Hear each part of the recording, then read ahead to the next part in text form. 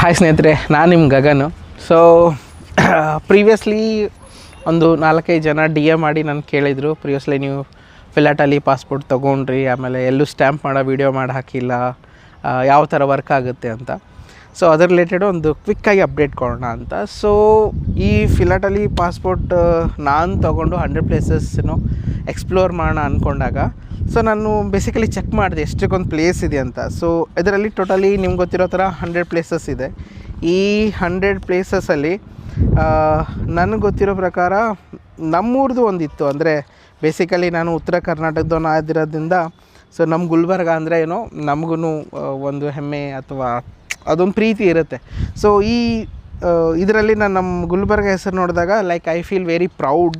And ನೀವು ನೋಡ್ಬೋದು ಇಲ್ಲಿ ಡಿಸ್ಟಿಕ್ ಗುಲ್ಬರ್ಗ ಅಂತ ಇದೆ. ಓಕೆ, ಮೊಮೆಂಟಮ್ ಇದೆ, ಇಲ್ಲಿ ಸೀಲ್ ಕೂಡ ಕೊಟ್ಟಿದ್ದಾರೆ.